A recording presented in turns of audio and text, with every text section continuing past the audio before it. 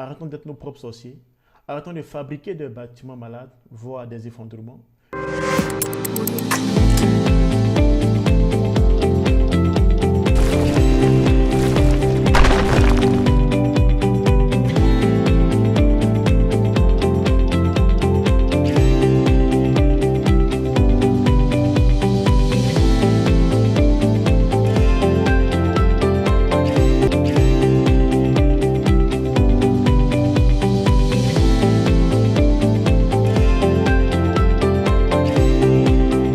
Bonjour à tous, bienvenue sur ma chaîne, je suis Evra Akwasi, ingénieur en génie civil et hydraulique.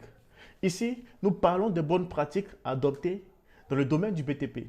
Pour ceux qui me suivent pour la première fois, nos domaines d'activité sont les suivants: calcul de structure, formation, conseil, devis, gestion de projet et construction. J'espère que vous allez bien. Comme d'habitude, j'ai une santé vraiment surdimensionnée. Depuis un certain moment, je reçois de nombreux appels parmi lesquels il y a des requêtes qui me reviennent fréquemment. Des requêtes du genre: allô ingénieur, je compte raser la toiture de ma villa basse que j'habite présentement et la modifier en villa duplex. Ne vous inquiétez pas, la fondation est faite pour un R+2. Je souhaite que vous me proposez un plan pour l'étage.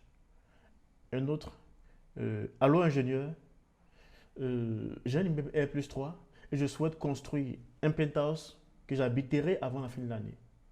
Pouvez-vous me proposer un plan?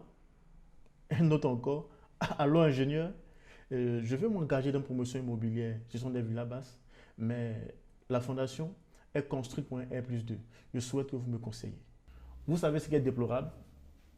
Tous ces maîtres d'ouvrage n'ont pas les plans des étages supérieurs qu'ils prétendent construire, mais ils ont les fondations prévues pour ces étages. En plus, les commerciaux des promotions immobilières qui vous vendent des villas basses avec fondation R+2, par exemple, est-ce que vous avez connaissance des plans des étages ayant servi au dimensionnement de la supposée fondation? C'est bien de vouloir construire, je dirais même, c'est bien de vouloir poursuivre sa construction. C'est bien de vouloir s'engager dans une promotion immobilière également. C'est à saluer d'ailleurs. Mais si vous n'avez pas l'ensemble des plans ayant servi au calcul de la dite fondation, ne vous y engagez pas sans avoir consulté un professionnel. Il y a des solutions à apporter. Je préfère qu'on me dise: Evra, tu vois ma villa basse que j'habite depuis 2 ans, je souhaite enlever la toiture et continuer les travaux. Voici le projet complet, un R+3. Là, c'est le client qui parle toujours.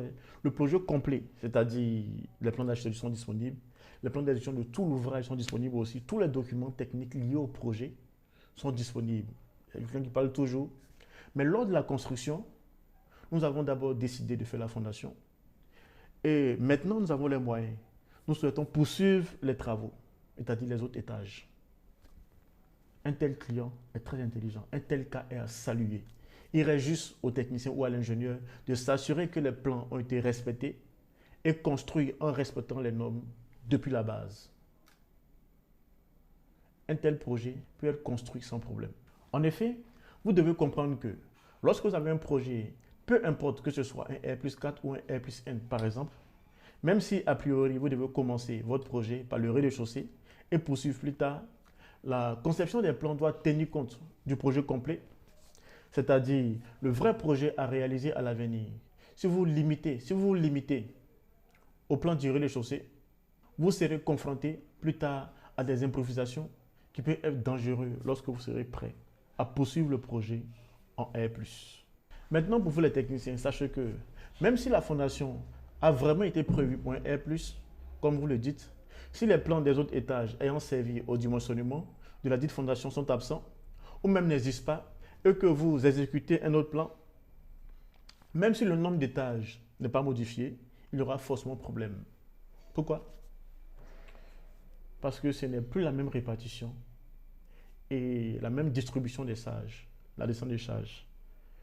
Il n'y a pas de cette descente des charges-là qui a servi au calcul de la fondation, des poteaux et des poutres. Il y aura problème au niveau même de la structure, c'est-à-dire il y aura problème au niveau des fondations, il y aura problème au niveau des poteaux, également aussi au niveau des poutres. Donc faites beaucoup attention. Aussi même, si les plans existent avec le bâtiment construit en partie, je vous conseille, avant la poursuite des travaux, de faire des vérifications. Nous, les professionnels du domaine, nous devons être prompts. Arrêtons d'être nos propres sorciers. Arrêtons de fabriquer des bâtiments malades, voire des effondrements. Œuvrons toujours pour un bon fonctionnement de nos ouvrages.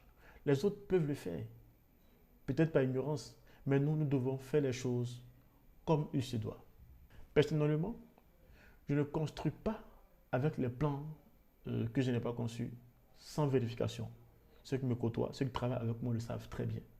À moins que ces plans soient approuvés par un bureau de contrôle agréé. Je ne continue pas également un chantier en m'appuyant sur des hypothèses. Je préfère m'arrêter ici. Merci de votre attention. Si vous avez des suggestions à apporter pour le bien du BTP et de tous, veuillez les mentionner en commentaire. Merci et ensemble, nous serons plus forts. Merci.